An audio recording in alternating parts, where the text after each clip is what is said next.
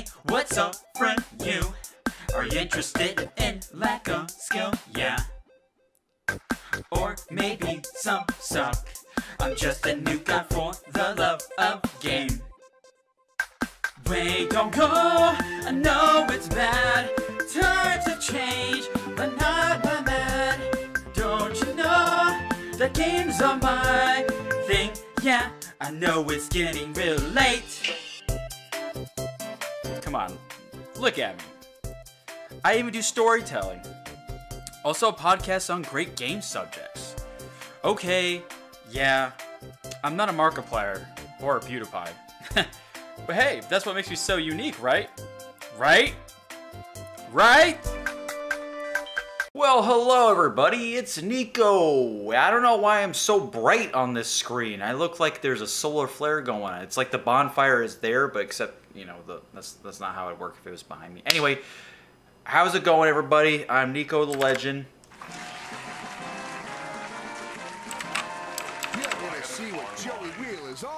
I'm NikoTheLegend, and this is another Niko Show podcast.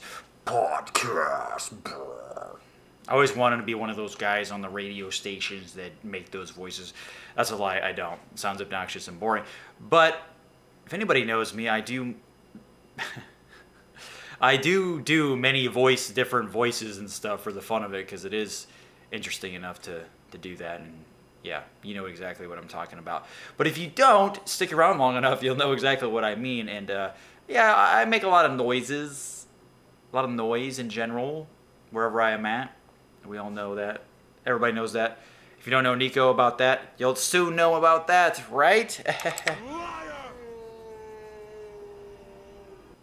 Okay, good. Anakin believes me.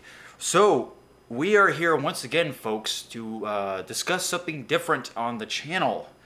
And this is actually something I haven't done before. I might have done a character study once for the movie Her, because I thought that was a really good movie. I recommend that. Joaquin Phoenix and Scarlett Johansson are great in it. I recommend checking out that podcast too. I believe I did it maybe 2 to 3 months ago. The thumbnail is pretty apparent on which episode it is. It's just called Her. Literally just Her. And we haven't done anything like that. That I kind of went into an in-depth analysis of the movie and how I felt and all that. So I guess this could be some kind, what we're talking about today is some kind of relation to a type of, well, let's just say character study. This is a Final Fantasy IX character study. I think that's the episode name I went with, and we're just gonna bring that up there. There we go. And this, I don't know, the length of this episode could be pretty long. It could be real short. I know I do say that quite a bit. But we won't be going into any, you know, weird news sections today, because I want to get through every single character that we see on the screen right here and discuss it. I mean, I'm going to take my time. If I don't get through all of them within the hour, that's okay. You know, this is supposed to be kind of like a brain teaser for myself to think on my feet and critically. And why not do it on my favorite game of all time? Is Final Fantasy IX. I recommend it for anybody to play and try out, because it is, to me, one of my favorite game and the best Final Fantasy game out there.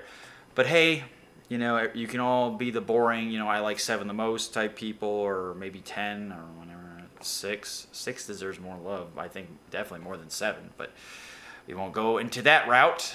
Not today. We won't be opening that pack of Mogs or Chocobo feed, if that makes sense. Anyway, that's what we're talking about today. We're going, every character you see besides the middle of the screen, we're doing a character analysis on each of them. And you know as well as I do, it could take a while. So that is the main subject matter at hand. But hey, before we get started, let me get my fun shameless plugs out of the way. I know you guys love that. I'm NikoTheLegend, also known as the well-mannered teenager, the snowflake, the rambling idiot, and Vigil. You can find me on here, YouTube, or if you're audio listeners, on Spotify. Check me out on Spotify. The links will be down below. Twitter, you know, I do a lot of streaming on Twitch, games and all that, if you want that. Yeah, a bunch of links down below. But This special shameless plug is about my new Let's Play channel, Let's Plop, that I started at the end of last year. It is a great gaming channel. I just say that for my own benefit so I can feel better about myself. So what is Let's Plop? Well, let me tell you something. If you miss the good old days of your favorite two hosts playing games and doing funny commentary, or I should say entertaining commentary, quote unquote, and you miss those days of like the good old Game Grumps days when John Tron and Aaron Hansen were playing games together and commentating. Well, Let's Plop is pretty much bringing that back, that style, that format. I don't know about you, but I'm pretty sick of just seeing Twitch highlights on people's YouTube pages and stuff that do that type of commentary and all that, and it's just, I don't know. I like to bring back to what it used to be, and maybe people are still are doing that. I mean, there's plenty. Now, let me tell you something. This is a very oversaturated format, the Let's Play format with commentary over it. But I like this. I like bringing this back, and I like doing it on Let's Plop because, like I said, bringing back the good old days of game playing with your homie. And this channel, Let's Plop, is literally a dumping ground for just Let's Plays. Who knows who I'm going to be playing with, but it's always with somebody else that I know, a good buddy of mine, or maybe a special guest. Who knows? But hey, it's a dumping ground for it, and I'm glad to be doing it because it's a lot of fun. So I appreciate if you guys checked that out and gave it a shot. That is Let's Plop on YouTube. And, you know, it's a baby channel, and I know getting anywhere on YouTube is just a near impossible task. Or making a living off of it, I should say, and more specifics. A living is just using it to pay the bills. That's my way of making a living off of it. Everything else is just everything else. So anyway, that's Let's Plop. So I appreciate if you guys checked it out. Anyway, shameless plugs are over. Okay, so we went into what we're talking about today. The subject, no weird news, this and that. It's hot as hell outside in Florida. It is really hot in Florida. I think that's why I'm so bright today. It's because the UV index is through the roof. That's right. It is so bright and hot that it's literally going through these concrete walls. It's like this. It's not being stopped. It's not being retracted or refracted or reflected or whatever you want to call it. It's just whoosh, just attacking me. Man, sitting outside for 10 to 15 minutes feels like you've been out in the desert for about 20 years. Okay, not 20 years, maybe like 5 hours. It's insane. So, you know as well as I do that I'm a pale musketeer, and I don't tan very easily. And if I do, it requires getting skin cancer. Anyway, as long as I get my vitamin D intake, that's all the shits and giggles I ever care about for sunlight. It's just too hot to do anything fun in the summer, in the fucking, oh God, the summer of Florida. This is dangerous. Don't ever go hiking. You'll be attacked by every kind of motherfucking creepy crawler you'll ever ask for, and slippery snakes and stuff. Oof. Don't even get me started on the fire ants issue. Yeah, I went on a hike last summer and I got destroyed by fire ants for the first time ever on a hike too. And I have been hiking in the summer before in Florida, and yeah, it was not fun. It was not fun to deal with. It took a while to recover. There's my weird story for today. Niko gets attacked by fire ants. Maybe that's why I have a fire crotch now and people are making fun of me. Maybe they see the bumps. Gross. That's really gross, actually. Fuck! Get this guy Stop off right me! there, criminal scum. Okay, so enough bad jokes, enough, you know, fluffing, filling in the void. We have some work to do on this character study of the game Final Fantasy IX, which you can pretty much purchase on any console these days, but it originally came out on the PlayStation 1. Overshadowed by Final Fantasy X because it came out too close to when the PS2 was releasing and that game. It was just thrown in the mix, in between this very heavy breaded sandwich. It was just getting squeezed. It was a rock and a hard place because it came out not too long after Final Fantasy VIII and not too long before Final Fantasy X. And yet somehow the game, well, you know, they always brag about it on Steam in the description of selling over 5 million copies worldwide. Now, That's a big deal in the past, back in the late 90s, early 2000s. That is a huge deal. Nowadays, it seems like, you know, anybody who sells 5 million copies over the amount of time that this game's been out, it's like, that's not that great. But it really is, trust me. Back then, it was a big deal. Nowadays, it doesn't take too long. If you're Elden Ring, you take 2 weeks to sell 12 million copies, which is fucking nuts, by the way.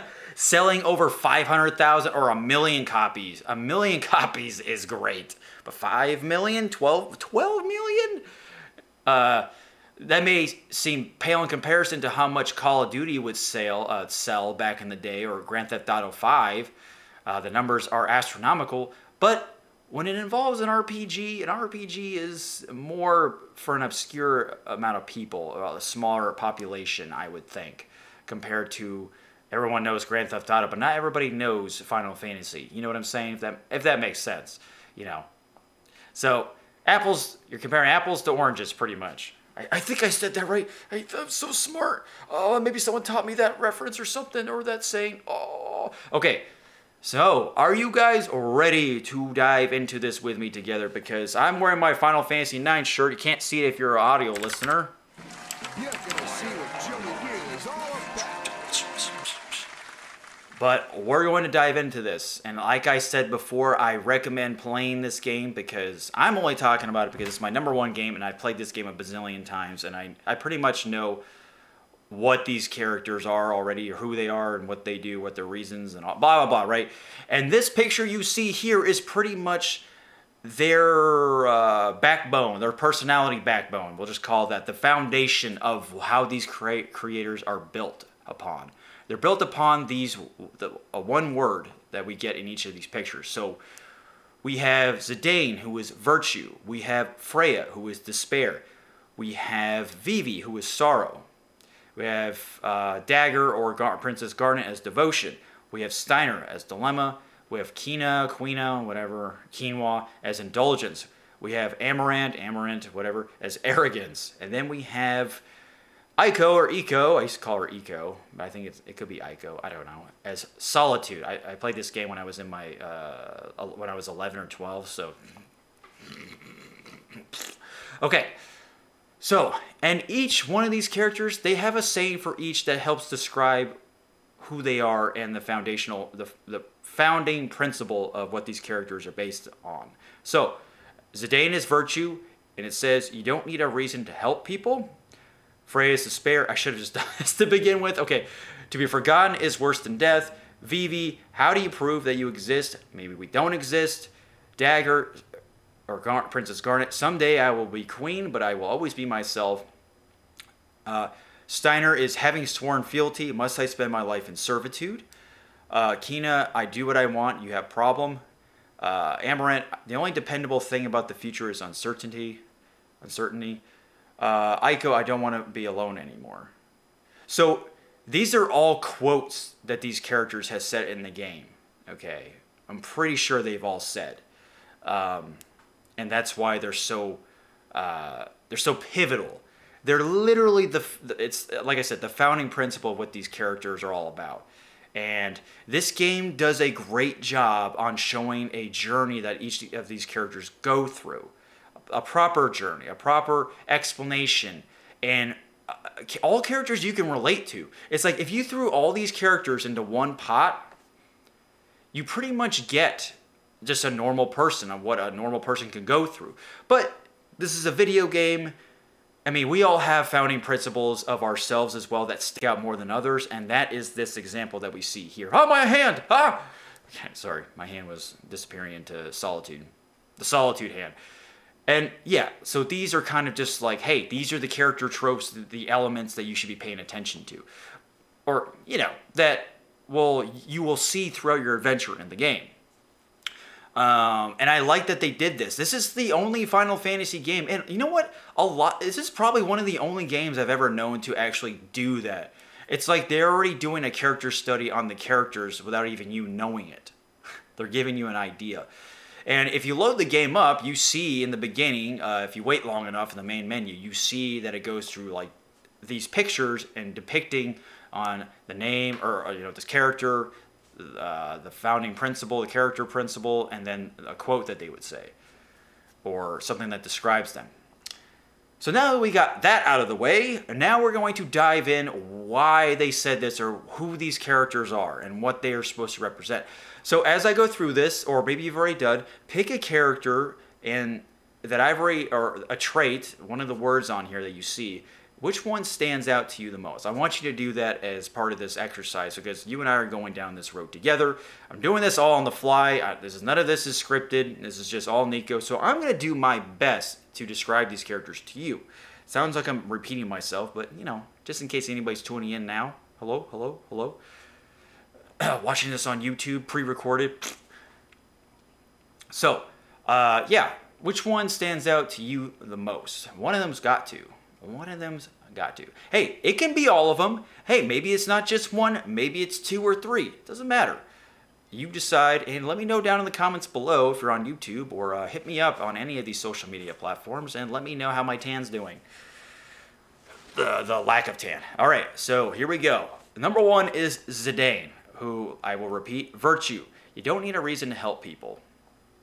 So Zidane is this, he's a thief. Okay, think of him as a Robin Hood type character. Chaotic good, steals from the poor, gives back, or steals from the poor. That'd be funny. Reverse the roles. Steals from the rich and gives to the poor. Or, you know, he's in this group called Tantalus, and they kind of just go on escapades and you know, steal here and there, and they get the mission of a lifetime. And for Zidane, it's the mission that changes his entire life as soon as it starts, and that's to steal the princess. You find out later in the game why you really are doing that. You're not doing it to hold her for ransom or out of malicious intent. You're doing it to get her the fuck out of there. But it turns out that she already wanted to leave. Okay, so that's the interesting part. So they're stealing somebody who already wants to be taken away. So it sounds like the easiest job of all time. But nothing is easy. No such thing as a free lunch. So things change and happen right away. So, virtue. Zidane is this type of character that... This sounds like me explaining characters from my video, why Final Fantasy IX is better than 7. That's a great video. I put a lot of time and effort into that video I did back in 2016, so I recommend that. Anyway, so Zidane is virtue, right? What does virtue mean to you? Does that mean that somebody is out there to help? As they say, you don't need a reason to help. Is that someone who's looking out for your best interest? Is trying to be the good buddy, the loving, open arms type of guy, you know, the virtuous type, the one who stands above the rest and plays the hero trope, the hero role, is able to save the damsel in distress, or whatever you want to call it. Zidane, like I said, Zidane is the type of guy that will go out of his way to teach you a few things here and there that you probably never knew about to begin with. And Garnet is pretty much the receiving end for this. Not saying he does all this wannabe mansplaining thing. No, he does it to everybody. Okay, that's just who he is, because he wants you to get up to speed. Thieves don't really have time to stop and think and wait for you, right? Thieves are always on the go. They don't want to get caught. You know, it's all about the big heist, the big prize. So at this point in the game, you find out, you know, that Zidane is that type that it's interesting. He does a good combination of getting the job done and also being patient enough to where, hey, get you up to speed here. I'll teach you what you need to know. He's a great leader. He's the perfect, trust me, he's one of my favorite protagonists in any game because he does a great job on fulfilling those shoes. But honestly, all these characters that we are talking about today, or as far as we can get, are all characters that you can look up to in some type or fashion, you know, some way. So Zidane may be the hero of the story, but that wouldn't be fair to anybody else that we talked about, that we see on this thing. It's actually all of them are the heroes, really, in their own way. You know, they're all trying to help destroy the evil or something like that, right? But, you know, some take a little bit longer to warm up to. But Zidane, see, that's the thing about Zidane. It's hard to warm up to him because this is a guy who is trying to help everybody, and you're like, why? Well, it says right there, he doesn't need a reason to help somebody. He just has that instinct, that natural instinct of wanting to help somebody. And you find out later on in the game that he was originally supposed to kill everybody. He was supposed to be a reaper. of souls, pretty much, which is ironic because he helps everybody. So yeah, he literally flipped the script. So think of it as like a Goku situation, right? Dragon Ball Z. Goku is sent away from planet Vegeta to go conquer a planet. Go to planet Earth, right? Bah, I'm going to destroy the world. I'm going to take over. I'm going to be all powerful. But then he bumps his head, and then he loses all memory of who he was, and then he becomes the nicest, most sometimes over-the-top virtuous of them all. Too merciful at times, but becomes a good guy. No longer he was supposed to be the evil guy, which I always like that. It's like flipping from black to white, from dark side to good side, light side.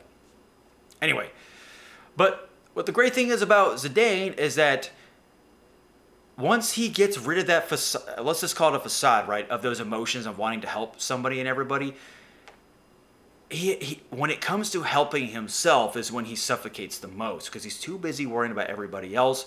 But when he takes the time to finally learn who he is and what he was created for, what his purpose was, it really gets to him. And he doesn't know how to handle that. So these characters' virtues are all these traits about that we see on the screen are all double-edged swords, okay? And it really hits Zidane hard, you know? And he feels like he's truly alone. And guess what? The same people who he taught throughout his journey on how to be a proper person or mannerful, adventurous, courageous, how to handle emotions or blah, blah, blah. Well, Zidane always had a hard time taking his own advice, but those people he taught come and rescue him. They kind of pull a Zidane in their own shape or form. So that's why I like Zidane so much, because, you know, none of these heroes are perfect. You know, they all have their gray areas, which is great. They're not just black and white. You know, they're all relatable. Just in a medieval fantasy fashion, you know, in Final Fantasy fashion. But you guys, hey, don't take my word for it. You played the game, you know exactly what I'm talking about. And if you haven't, hopefully you do after this. So that's pretty much Zidane in a nutshell. Just, he's the guy that goes out of his way to, you know, do the right thing and, you know, like I said, steal from the rich and give to the poor. He's a thief, but he's also has a heart of gold at heart. That's just what a heart of gold means. Whoops. Kind of cancels each other out, doesn't it? Oh my God, two positives, right? Wait, is that a double positive or a double negative? I'm just kidding. Okay, so that's Zidane. Virtue. You don't need a reason to help somebody, to help people. And I'm kind of the same way. You know, he's the one person that will never have the bystander effect when it comes to somebody else's needs and wants, or somebody who's in danger. So think about it like that. Now, we go to Freya. Freya, a dragoon from the... She's a rat person. From the town, or from the city of Burmecia, the kingdom of Burmecia, okay? She's a very awesome character. I like her a lot. Dragoons are my favorite class in Final Fantasy, so you can pretty much guess what I picked for Final Fantasy 14 for a class. Anyway, that's what she is, and hers is despair, and to be forgotten is worse than death. So what does that mean in the context of this game and her character? Well, the love of her life forgets who she is. The one she spent so much time with, shared so many countless memories with, laughs, sad, tears, you know, blood, sweat, tears, or whatever you want to call it, just all the emotions, right? Shared it was with this one guy. Turns out he has amnesia and doesn't remember who she is, and eventually he has to just remind him and spend time with him again. Start over, pretty much. Restart. Scam likely on my call. And yeah, to be forgotten is worse than death, which means is that the legacy of Freya, their legacy together is forgotten, and she can't bear the sight of that, and it makes her very depressed. So she's on this giant journey to find the love of her life. And they, of course, they do, and then they start the friendship or relationship all over again, and you know, hopefully it turns out good. Hopefully she has the patience to do that. Now, why is being forgotten worse than death? Well, I guess it sounds like an ego thing, right? For me personally, I don't want to be forgotten as well after death. I want to have some type of thing that I left on this, or some kind of imprint. And why? It's because I feel like I can be useful that way. I don't want to just sit here and just soak up all the resources and give nothing back. I don't want to be that I want to give, right? I want to help people in some shape or form. So my way of doing that is my book, NikoTheLegend. That's my way of not being forgotten, because literature, although it gets altered throughout the years and tampered with, and it's probably never really the same story, or this original purpose of it is tainted, it's still there though in some essence or something, and it's got my name right there. That's a way for me to give back, for people to find entertainment. I mean, I even, like, YouTube channel, what I'm doing right now for you guys is a way for me to not be forgotten. And I'm not doing it because of this whole legacy thing. That's just a bonus. So if people ever, I'm just saying, just for in general speak, if anybody ever wanted to know about who I was or what I was about, let's just say family members or close friends, maybe I pass on early or something, and then, I die. It's like, who was this guy like? What was he all about? Well, we have his book, we have his YouTube channel, we have his music, so on and so forth. There's some kind of trail that I leave, some kind of breadcrumb trail. So for Freya, there was no breadcrumb trail for her until the love of her life appears out of nowhere due to special circumstances, and then, surprise, hey, plot twist, I don't remember who the fuck you are. That's a horrible feeling, because it feels like you wasted your entire life spending all this effort, time and money and resources. It's relatable. Nobody wants to be forgotten, but it happens. It happens even without amnesia. When people move away from a state that you've been talking to, hanging out with for so long, you'd be surprised. Just not even a state. Maybe moving an hour away changes everything, right? 30 minutes, it doesn't matter. Or maybe you find new people to hang out with, or new friends that overtake the other ones. It happens. All the slots are filled, and sometimes you have to take those people out of those certain slots, toss them aside, and then replace them. Out with the old, in with the new, unfortunately. And that does happen a lot. So you don't need amnesia as an excuse to forget, to be forgotten. And, we've all been through that. Being forgotten is the worst abuse, because you can consider that neglect. Nobody wants to be forgotten. I don't care what you say. I don't care if you think, I don't care if people forget about me and stuff. Do you really? Do you really care about being forgotten? Then why are you doing the thing that you're doing that's giving other people entertainment? Why are you talking to other people? Why are you letting people know about yourself, right? Why are you even living, right? It's the human condition to not be forgotten, to relay the message of what you're about and what you're doing. I'm not saying you have to go do it willy-nilly, Sometimes you don't even have a choice. So anyway, that's pretty much the bottom line with despair, because it really does give you despair. That neglection that comes from being forgotten is a horrible thing. So Freya has to deal with that. But luckily, she has good friends that can get her through that. Now, here's something that is very philosophical thing for Vivi to say, because Vivi is sorrow, which is, how do you prove that you exist? Maybe we don't exist. How do you prove it? I'll tell you this, it's a near possible thing to do. It causes more scratching of the head, and it just gives you more questions than answers, honestly. It's just an endless rabbit hole that you probably don't want to go down. Simulation theorists out there, what do you think? Yeah, that's right. Look up the simulation theory if you don't know what it is. But Vivi he is created. It's like he is living a simulation, because he's created. He is, okay, so here's the thing. He is told what he's created for. He talks to his creators, his God, pretty much. And he finds out that what that purpose is, which is to go out and cause harm to others, And then he finds out also that he doesn't have much time to live, that he will just stop living, stop being a thing, stop being a creation. He just shuts off like an off and on switch, pretty much. So how would that make you feel if you found out what you were put on this crappy planet for? How would you feel if you were told how much you have to live? That happens plenty of times to people that are on their deathbed, or some type of illness they're dealing with, an approximate amount of time of how much time you got left to live. That's life-changing. That right there is life-changing. So imagine, add that to the fact that you know what you were created for. I couldn't imagine how I would feel if I knew what I was created for. Nobody has done that. Nobody knows what they're created for. It's impossible. Unless you're created in some kind of lab or magical Final Fantasy device. And you're literally told. But here's the thing. How do you know what that person is telling your creator?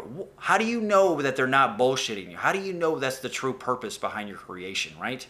You honestly don't really know. You just go from what somebody else tells you, right? Because like I said, it's a close to impossible thing to know for sure. So that's something that Vivi is dealing with the entire game. This innocent mage who watches his people in front of him, who are also other black mages. Black mage is a type of class in Final Fantasy, uses elemental magic. Anyway, he sees that his army is created for evil, to cause harm to others. He sees his own kind, let's just call that, his own brethren, killing other people for the sake of somebody else, used as a tool of destruction, a weapon of war. So when he sees that, imagine how he feels. Imagine what he's going through. And he just doesn't understand. You can't cope with that. It's hard to cope with something like that when you're the outlier in the group. But eventually he finds those other black mages in the Black Mage Village that decided to not go that route. They decided to do their own thing. They wanted to rebel against their creator. They became self-aware enough to where they said, fuck that. I'm not living for you. I'm living for me and my homies, my brothers, you know. That could be right then and there, that proving that you exist is when you share the same kind of experience with somebody else. But it's hard to tell. What if that was a part of the creation process? That type of intelligence was artificially made, right? Due to whatever circumstances. So, like I said, it's tough. So, anyway, recap. You find out supposedly what you're created for to do, which is be an asshole and kill people. You're puppets. That's what it is. You're a puppet, right? In somebody else's game. And you don't have much time to live. You're told that. So, yeah. I would say Vivi has the most depressing one out of this all.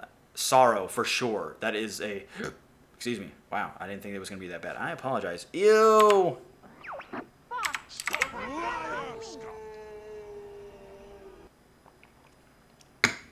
So, yeah, and you know, Vivi's just like, he's learning how to walk in the game, pretty much. And he gets taught a lot of things about the real world and stuff, and highly impressionable. He's like a toddler, or an infant. I would say like a toddler, like a young kid that has no idea what the real world is, and it's fucking scary. So, yeah, like I said, around a kid not knowing what the real world's like, sensory overload, and then all the stuff I mentioned before. How do you not commit suicide, right? How do you not explode from that sensory overload? It's insane. Okay, so we've gone through 3. We got 1, 2, 3, 4, 5 more if we can get through it. Okay, devotion with Garnet, Princess Garnet, aka Dagger. Someday I will be queen, but I always be myself. So Princess Garnet is the more cliche, tropey type, because it's pretty much, I've been trapped in let's just say the Rapunzel story, right? I've been trapped in a tower my whole entire life, and I want to go out and see the world. That's pretty much her in a nutshell. She doesn't want to live this life as a queen. She wants to go out and just spread her wings. She wants to fly. So if you see in the beginning of the Final Fantasy IX game, Dagger is in her chamber, and she sees birds fly outside the window. And that's what she wants to be. She wants to be a bird that's able to spread her wings and fly. So hers is pretty easy to where we can understand her character analysis. But I like her. Okay, so here's the great thing about it, is that the whole thing I mentioned with Zidane is that she wants to be captured. She wants to have an excuse to escape, pretty much. And Zidane just so happens to be the right person at the right time. So it's always a great little just like collision that they have when Zidane's like, yeah, it's gonna be, we're stealing the princess, and the princess is like, hey, I'm right here. She's got like her bag set up and everything ready to go, and he's like, okay, here we go. And I was like, that's a surprise. So yeah, devotion. And someday I will be queen, but I'll always be myself. So she wants, just because she has that power, she's gonna be a ruler eventually. She doesn't want to change who she really is deep down. She wants to explore who she really is deep down, and that's where she goes out into the real world as well. And Zidane helps her out quite a bit to fit in with the crowd, to kind of learn the lingo, not act so prominent and pompous, or whatever you want to call it, like how a noble would act, prim and proper, right? Oh, I cannot hang out with the likes of you. You're a peasant. She doesn't want to be that way. She doesn't want to look at this class case system. She just wants to get her feet wet out there. But then that turns into a whole entire thing, right? You're on this adventure with her, and yeah, all these characters, I forgot to mention, all go through conflict resolution, where there's a defining point in their adventure to where they're not the same characters they were once they first started, which you could say no fucking shit, but a lot of games have trouble, a lot of stories have trouble doing that the right way, where they have their lowest points and then their rising climax, their conflict resolution. And the game does such a good job to where it's not, you can just see it. It's not convoluted to a point where it needs to just sound edgy or I'm using big words, look at me type deal. Kingdom Hearts, I'm looking at you. So Kingdom Hearts doesn't use big words. They just don't know how to write a story. Tetsuya Nomura, you suck at writing stories. Stop writing stories. Finish your game. 17 games in the Kingdom Hearts series. Come on. Learn how to make an ending to your fucking over-convoluted timeline wannabe crap story. Anyway, Final Fantasy IX will always destroy the characters in those games. Half of them are from other movies and games anyway. Yikes, nothing's really original in that game. Not really. Not really. So, Dagger, pretty easy, wants to spread her wings and fly, will always want to be herself, but wants to learn new things along the way to help shape, help get out of her queen or princess's shell, Doesn't want to be prim and proper anymore. Okay, now this is somebody who gets a bad rap. Steiner is one of my favorite characters in the game. His dilemma, right? His dilemma is, having sworn fealty, must I spend my life in servitude? So Steiner is loyal to a bone and loyal to a fault, to say the least, okay? And throughout the game, Steiner's the knight. He's the knight. What does a knight do? He's lawful good. Paladin type class, lawful good. Doesn't want to do anything to break the rules or bend the rules even. He wants to do it the straight and narrow, for king and country. No excuses. And he's a captain, by the way. So, what he's been doing has been working out for him. So, what's his issue? Well, he has to make a choice on what's truly important to him. What is he actually loyal to the most? Okay, does he want to be loyal to corruption, behind the scenes queen that is causing massive outbreaks of people dying, wars happening, like I said, corruption, right? Just tyranny and all this crap. And he sees that being loyal to something like that, he doesn't want to do anymore. He finds something else to be loyal to, the thing that actually matters to him the most. His prime objective is keeping the princess safe. That has been his entire goal. And for the longest time in the game, he's a guy without a backbone, right? He can't think on his own. He has to follow the code, the knight's honor. He has to obey the rules, because that's what a lawful good person would do. So imagine what it's like for him to get out of that and become somebody who becomes chaotic good. Because once you break one rule or law as lawful good, that's it. You can't be a paladin anymore. You can't be a knight. You're pretty much, I don't know, a vigilante or somebody like Zidane who does his own thing. But it's hard for him to go through. But he helps. Dagger helps him realize the error of his ways of being loyal to a fault. You know, she's like, you need to think, you pretty much need to think on your own 2 feet in these situations. Like, do you truly want to do this? You know, have a spine. Seriously, have a spine. Be able to think for yourself, not for somebody else the entire time. The shadow of loyalty lurks over him the entire time, making sure he doesn't fail his mission, right? That's the dilemma. The dilemma is, I can't fail, but at the same time, I have to succeed, right? Or whatever you want to call it. Like, he has to be loyal to someone, and he chooses to be loyal to the princess and his friends, and not to some corrupt leader, queen of a kingdom. So that's what I like, you know. And he eventually breaks the chains. I mean, you could argue that he doesn't. He just gets a longer leash, so where it's not so tight around his neck. But I like Steiner when he finally realizes that point in his life to where he's like, oh shit, I've been doing this wrong the whole time. I've been blinded by my loyalty. And we all get that.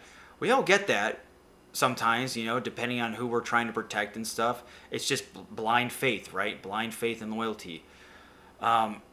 If you're going to do that, be blind faith or be loyal to somebody that you know that you could trust. You know, put your life into or to protect, you know. There's nothing wrong with wanting to protect others and it's part of your sworn duty, you know. Chivalry still exists in this world. It's just too much of anything is a bad thing, though, and that's the thing with Steiner, is that his chivalrous intentions or loyalty is too much for people to handle, and it gets really on people's nerves, and it gets on his own nerves, and he just doesn't even realize it for a while. Zidane is the polar opposite, pretty much, of Steiner. A thief and a paladin, yeah. those don't really mix well unless you... But opposites do attract. And, you know, Steiner always hated to admit it. About, you know, the actual, you know... Salt and vinegar. Okay. Oh, we're actually doing great. Quina, indulgence. I do what I want. You have problem? Now, the thing is about Quina is that she just wants experience in the world. That's it. And her thing is she's a cook. She's a chef. She's the blue mage in the group. She eats things and gains their powers. But she also has a knack for taste, okay, and food. And one thing for her to go out and have a mission is just tasting the world, pretty much. Exploration, that's the adventure. The smell of adventure. That's the thing that drives her, is finding different foods out in the world. You know, going to different cultures, different cities, finding different ingredients. And, you know, a lot of food is the primary ingredient of any culture, honestly. Food is a great example of a cultural importance in a society or in a state or country, whatever, right? So she's going to do whatever it takes to do that. And she pretty much is a no bullshit kind of character. It's just like, no, I'm doing this whether you like it or not. So, that type of experience is something we have all experienced, you know. That one thing, for her, it's tasting different foods. For me, it could be reading different books or visiting different cities or hiking different trails in different states, you know. We all go on type of missions like that where there's that one thing that we're trying to collect, add to our arsenal, you know. She's a collector of taste. What kind of collector are you? You know, are you a collector of hats, a collector of, I don't know, music? Collector of money, collector of, you know, hike trail experiences, you know, collector, maybe you are yourself a collector of taste, of foods. Anyway, you get the idea. That's who she is. She's a collector of taste. And that's, to me, a great adventure to have. Because sometimes she just kind of does her own thing and goes her own way and leaves the group and then comes back whenever the fuck she wants to. She pulls a Gandalf, or Gandalf just leaves randomly and comes back and just like, hey, what happened? I don't know. I just need to, you know, be alone with my thoughts and just, you know, do my thing for a while. So that's Quina. That's Quina in a nutshell. And there's nothing wrong with indulgence either, you know. Maybe you might be a little glutton for the thing you're trying to collect of. I mean, Quina is a heavier set individual. So, you know, she's a glutton for taste and food. But I think that's just her race. Or he, sorry. You don't know. Her pronouns are he or her, pretty much, in the game. Yeah, you pretty much decide for yourself. Technically an it. But its people are heavy set and they're all chefs. At least its kind that you find in the game are chefs. Teach you about the values of good heartwarming meals and great memories of the taste. So, find what your great taste and heartwarming memories are of what you like to consume. Alright, now, Amaranth, arrogance. The only dependable thing about the future is uncertainty. But how can you be so certain about uncertainty? That is where the arrogance comes from. That is the double-edged sword of it. Nothing is certain. Except what I just said, right? That's the thing that's certain. How do you know that? How can you do that? That is what arrogance is.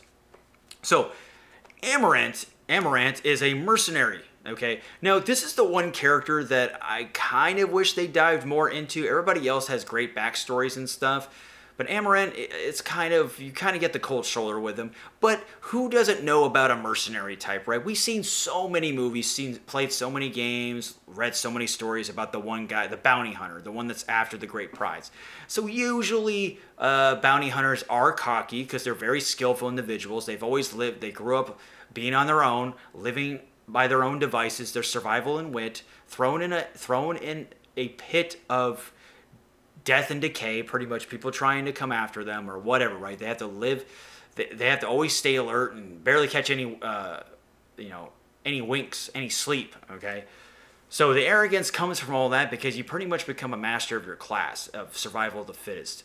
And the best way to test that is being a bounty hunter, pretty much. Everything else is so boring to you that bounties kind of give you that edge. It kind of gives you that challenge, that haha, I can handle anything. I need a great challenge. Blah, blah, blah. That's the arrogance. Now, the uncertainty that I think that he's talking about is Zidane. Because Zidane is the one that defrosts Amaranth's cold-hearted self, the cold-blooded person that he has become. And that's just the nature of the beast when you become a bounty hunter, is that you can't be lovey-dovey. You have to be a cold and calculated person. That's just how it works. That's with the job. As soon as you put emotions behind it, you're going to be a very bad bounty hunter and you're going to get killed in the process. So you have to be ruthless and efficient, pretty much. The renegade route. Mass Effect fans, are you out there? So, when he meets Zidane, it's the bounty hunter, or the bounty hunt of his life, the grand prize. But turns out that it was full of complications, twists and turns. Zidane is the character, like I said, that defrosts him and turns him into I would say, a more warmed up human being, right? Very socially awkward. Can't comprehend what it's like to talk to somebody who's the complete opposite of him when it comes to being sociable, and the hug type, teaching you things, giving you answers that you would never hear. It's like you never really want to talk to anybody besides the people that are giving you the contracts to go kill someone or collect their head or whatever, right? Dead or alive, you're coming with me. So yeah, Zidane is he's the talkative type, and Amaranth is not. So there is the opposites attract there as well. And that's why Amaranth doesn't understand Zidane and why he's doing the things that he's doing, and follows him to find out more because he's curious. He's admiring his strength against Zidane because he does want to defeat him and collect his prize, but he finds out that the grand prize is to live to fight another day at the bottom. At the bottom of the barrel, down to the core, is surviving. And collecting his head was not the grand prize that he thought would be. It's actually just surviving and defeating this villain that's trying to take over the world type deal. His priorities shift. It's a bigger bounty. And his reward is living. Like I said, living to fight another day. So he's great when it comes to that because Zidane, like I said, does a good job on having him warm up to other people and stuff and understand human interaction because he's never had that. He's never had that. So that's why I respect him a lot more. So even though it doesn't go into like a huge backstory, it's like, oh, what town he's from, what's his favorite foods, what he's, his likes and dislikes, does he like long walks on the beach? Mercenary type, we've all seen it, we kind of get an idea.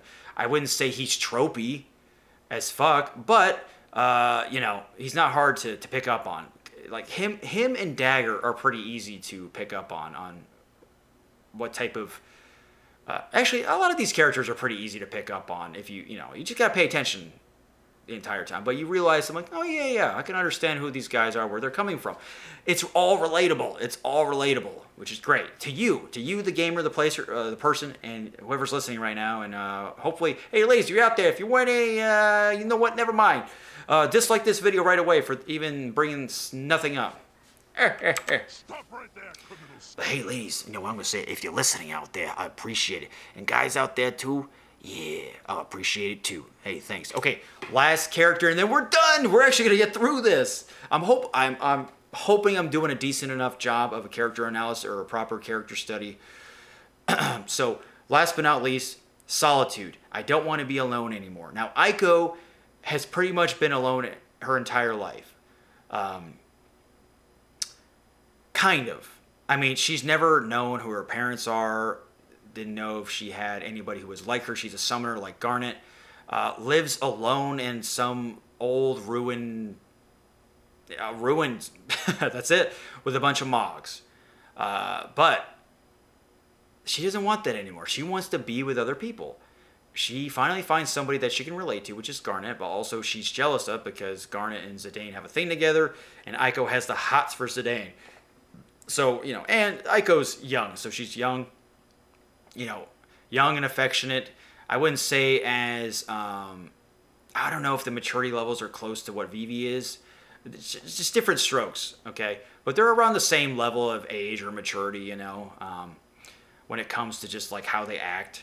Just not understanding how the world works in some type of way or shape or form or fashion, whatever.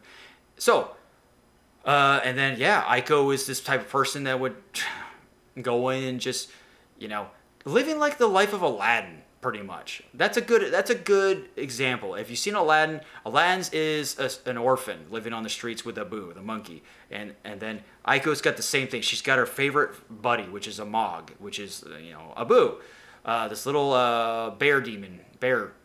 cute little bear with wings, little Mog with a red ball on top. Anyway, you get the idea.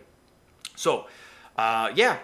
Going around trying to survive, living off the land or living off other people's fortunes and stuff, stealing from them, pillage, you know, just get a loaf of bread to survive and just do it again the next day.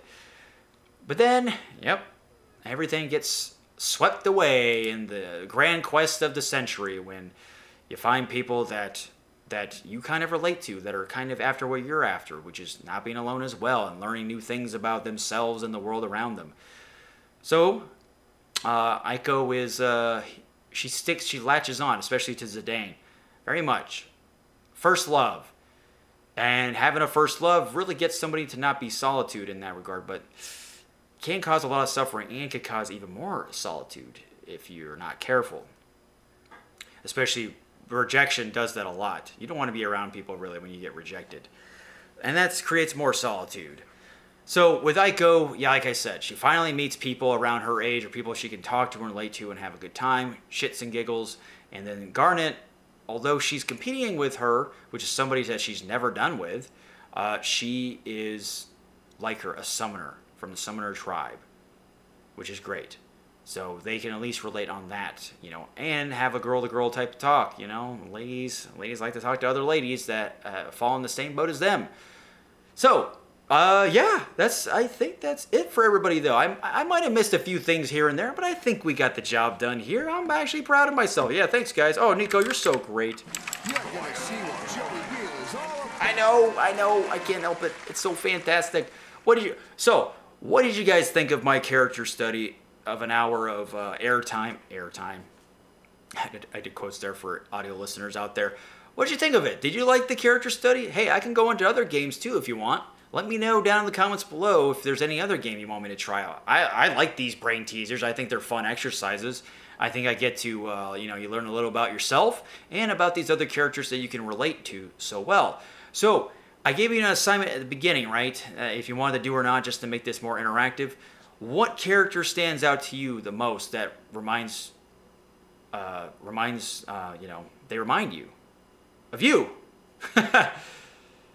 Which one? Do you have virtue, despair, sorrow, devotion, dilemma, indulgence, arrogance, or solitude? Which one is relatable, the most relatable to you? Which one stands out to you? So I'd like to know all about that. And shameless plugs, guys. Hey, I'm Niko the Legend, also known as Well-Mannered Teenager, Snowflake, Rambling Idiot, Vigil, and Well-Mannered Teenager. Did I already say that? So the list just keeps getting longer, apparently. So you can find me on YouTube, Twitter, Twitch, Discord, audio listeners. I'm on Spotify, or anybody else watching this video. Check me out. All the links will be down below. And check out Let's Plop, bringing back the good old days of Let's Play commentary. My channel is the dumping grounds of duo commentary, playing your favorite games. Anyway, thanks, Pathfinders. I shall see you on the next one. On the next one. On the next one. On the next one. I'm Niko. I'm on the next one. Oh, on the next one.